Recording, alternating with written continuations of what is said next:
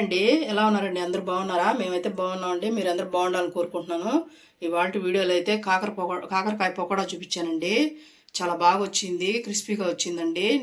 వీడియోని ఎక్కడా స్కిప్ చేయొద్దండి, చివరి వరకు చూడండి. ఎందుకంటే నేను ఏం మసాలాలు వేసాను, ఎలా వాడాను, ఎలా వేసాను అనేది మీకు అర్థమవుతుందండి. వీడియోని చివరి వరకు చూడండి. మీకు కానీ నచ్చితే లైక్ చేయండి, షేర్ చేయండి, సబ్స్క్రైబ్ చేయండి. చూడండి, చూసారా ఎలా ఉన్నాయో? క్రిస్పీగా ఉన్నాయి. చూడండి, ఏది పట్టుకున్నా చూసారు కదా, అంత బాగుంటాయి. ట్రై చేయండి మీరు కూడా.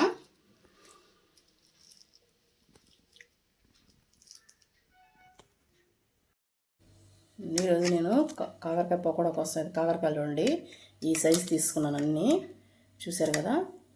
ఇప్పుడు వీటిని ఇదిగోండి పైన లావుగా ఉంటాయి చూడండి, అవి వరకే తీసుకోండి, ఎక్కువ తీయద్దు. ఎందుకంటే మనము దీన్ని తీసేసామంటే పూర్తిగా అసలు దాని టేస్ట్ అనేది పోతుందండి. కాకరకాయ తినడం వేస్ట్. ఇంకా అందుకని ఏంటంటే ఇవి లావుగా ఉండకుండా పైన మాత్రమే అలా తీసుకోమని చెప్తున్నాను. ఇలాంటి అట్లా అంతే, ఎక్కువ అవసరం లేదండి. ఇలాగే అన్నీ లావుగా ఉండే వరకు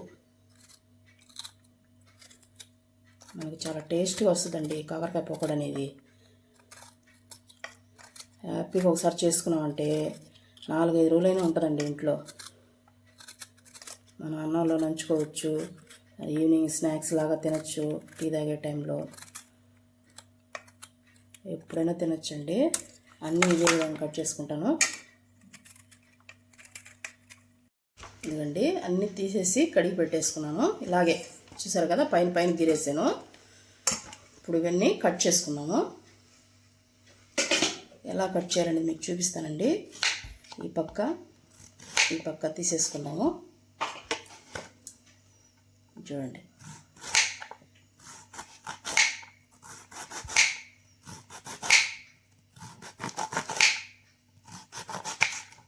ఇలాగా చూసారు కదా ఏ మందం వచ్చిందో ఈ మందాన్ని కట్ చేసుకోండి. అప్పుడే బాగా వేగుతుంది. మరి లావుగా ఉండిందనుకోండి లోపల ఉడకదు. అందుకని ఇంత పలసంగా చేసుకుంటే మనం వేసే మసాలాలు కానీ అన్నీ దానికి పట్టి బాగా కుక్ అవుతుందండి. చాకరకాయ కట్ చేసుకోవచ్చండి పలసంగా, కాకపోతే గింజలు అడ్డం పడతాయని నేను ఇట్లా కట్ చేసుకుంటున్నాను. పాపం షుగర్ ఉన్నోళ్ళు ఏం తినలేరు కదండి, అందుకోసం ఇలాంటివి కూడా కాకరకాయ పకోడా చాలా మంచిది కదా వాళ్ళకి. మీరు ఇలాగని చేస్తున్నారంటే నేను చెప్పినట్టు చేదు కూడా ఉండదండి. అలా కట్ చేసుకోండి. చేదు అనేది మీకు తెలియదండి, కావాలంటే ట్రై చేసి చూడండి మీరు కూడా, అంత బాగా వస్తుంది కాకరకాయ పకోడా అనేది.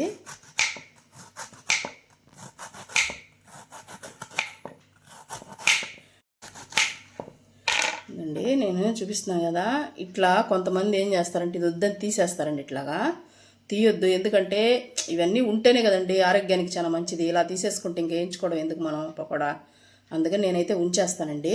గింజలు కూడా మనం వేయించామంటే బాగా క్రిస్పీగా ఉంటాయండి ఆయిల్లో, అంత బాగుంటుంది.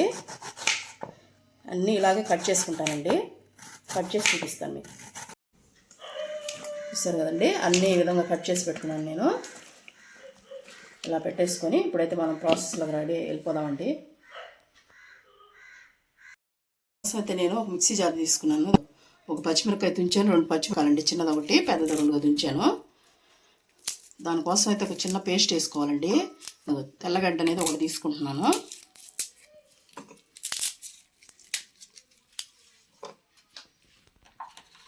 ఇదిగోండి అల్లం ముక్క, ఈ 3 కొంచెం కచ్చా పచ్చాగా అదే అంటారు సైడ్ తిప్పుకోండి, అట్లా క్రష్ చేసుకోండి చాలు, మెత్తగొద్దండి. వేసి చూపిస్తాను చూడండి. ఇలా కచ్చా పచ్చాగా వేసుకోండి. ఇదిగోండి చూసారు కదా, మీరు దంచైనా వేసుకోవచ్చు, ఇలా కచ్చా పచ్చాగా ఉంటే సరిపోతుంది. ఇదైతే ఒక పక్కన పెట్టేసుకుందాం. ఇప్పుడు చూడండి, దీంట్లో కాకరకాయలు అనేది మనము వాటర్ పోసుకుందాం అండి. తరిగిన తర్వాత వాటర్ ఎందుకు పోస్తుంది అనుకుంటారేమో, మనం అది చేదు ఉండకుండా ఉండడానికి నేనైతే వెనిగర్ తీసుకుంటున్నానండి.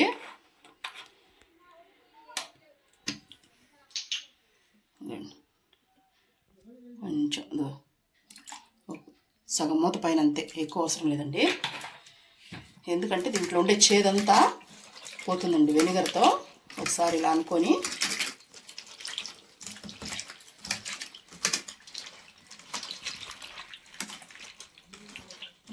అనుకుని మనం నీళ్ళన్నీ వంపేసుకున్నామండి.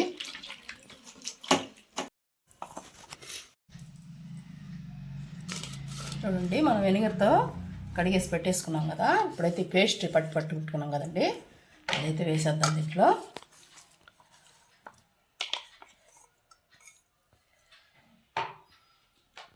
ఇప్పుడు దీంట్లో కారం ఏంటంటే మనం పచ్చిమిర్చి వేసాం కాబట్టి కొంచెం సరిపోతుందండి, ఎక్కువ అవసరం లేదు. ఒక పావు స్పూన్ అనుకోండి అండి. పట్ట లవంగాలు ఏంచి పొడి చేసుకున్న పొడి అండి ఇది కంపల్సరీ వేసుకోండి.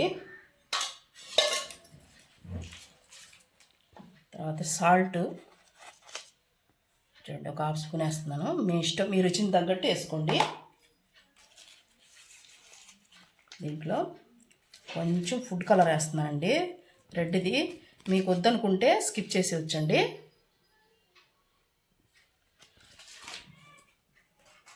ఇప్పుడు దీన్ని ఒకసారి కలుపుకుందామండి. అన్నీ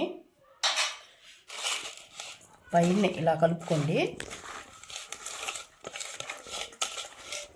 మళ్ళీ విరిగిపోకుండా.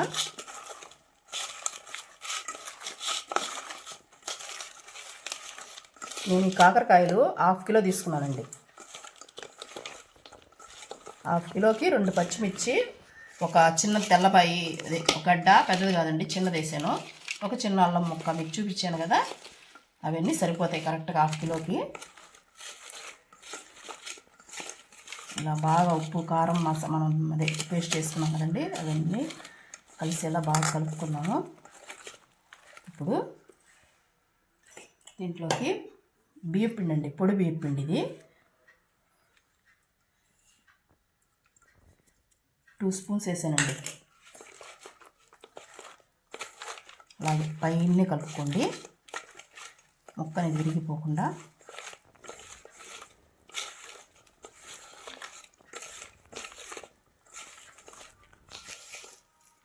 కార్న్ఫ్లోర్ కూడా వేసుకోవచ్చండి దీంట్లో.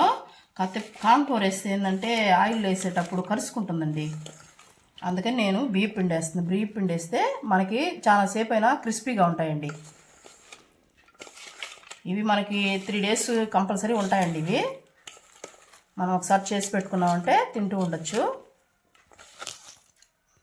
చూడండి, కొద్దిగా తేమ ఉంది, అందుకని చూసుకొని ఇంకొక స్పూన్ వేసుకోండి.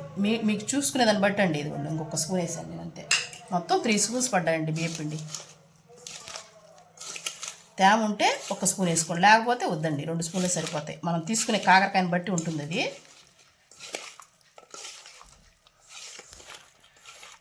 ఇలా అన్నీ కలిపేసుకొని ఒక 10 నిమిషాలు పక్కన పెట్టేసుకున్నామండి. 10 నిమిషాలు పక్కన పెట్టుకున్న తర్వాత చూడండి, బాగా వచ్చేసింది. ఇట్లాగా ప్రతి ముక్కకి చూడండి ఎలా పట్టిందో, అలాగా ప్రతి ముక్కకు పట్టేలా కలుపుకోండి. ఇప్పుడైతే నేను ఆయిల్ పొయ్యి మీద పెట్టేస్తున్నానండి. ఆయిల్ అయితే హీట్ ఎక్కేసింది. ఇప్పుడు వేసేసుకోండి.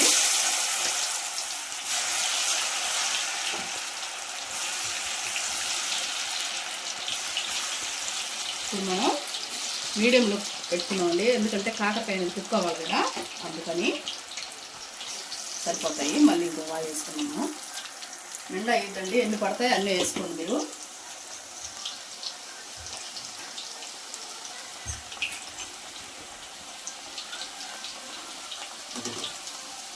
సేపు కుక్ అవద్దాం, అప్పుడే కలపొద్దు.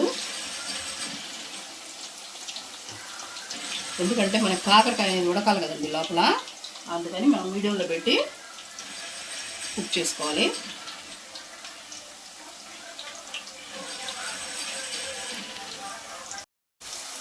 చూసారు కదా, ఒక 3 నిమిషాల తర్వాత చూడండి, ఇంకా కుక్ అవ్వాలండి. ఇది కాకరకాయ అనేది మనం పచ్చిదే వేసాం కాబట్టి కొంచెం లేట్ అవుతుందండి. మీడియంలోనే పెట్టుకొని కుక్ చేసుకోండి బాగా.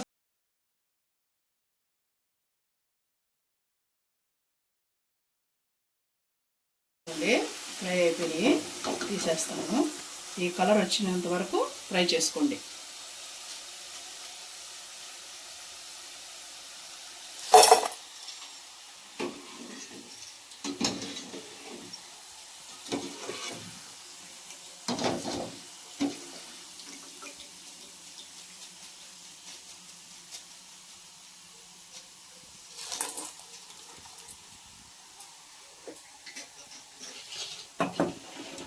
మిగతాయి కూడా అన్నీ వేసేసుకున్నామండి.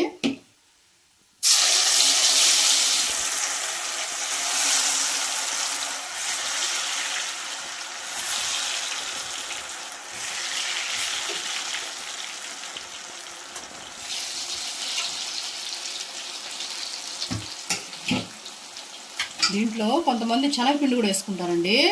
కానీ ఏంటంటే శనగపిండి వేసుకుంటే మెత్తపడుతుందండి కాసేపుకి. అందుకే బియ్య పిండి అయితే క్రిస్పీగా ఉంటుంది, మనకి 2 days అయినా క్రిస్పీగానే ఉంటుంది. శనగపిండి అనేది మెత్తపడిపోద్దండి. అందుకని మేము వేయము. మా షాప్లో ఇలాగే వేస్తాము, అలాగే వేసి చూపించానండి మీకు. మీరు కూడా ట్రై చేయండి, బాగుంటుంది. ఇది కూడా వేగిన తర్వాత చూపిస్తానండి రెండో వాయి కూడా. రెండో వాయి కూడా వేగిపోయిందండి, తీసేసుకున్నాము.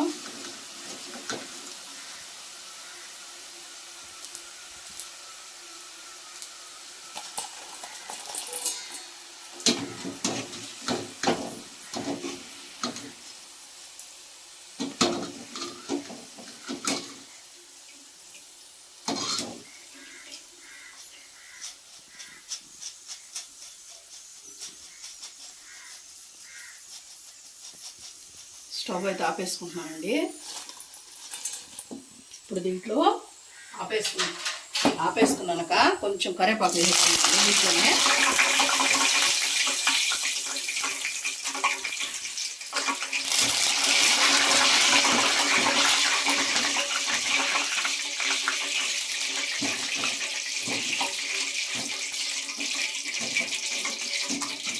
కరివేపాకు కూడా వేయండి, తీసేసుకున్నాను.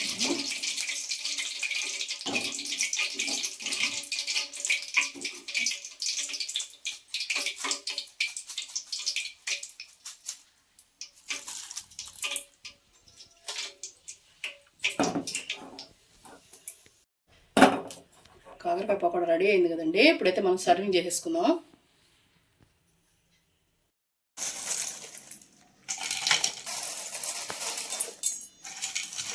చూడండి ఎంత క్రిస్పీగా ఉన్నాయో.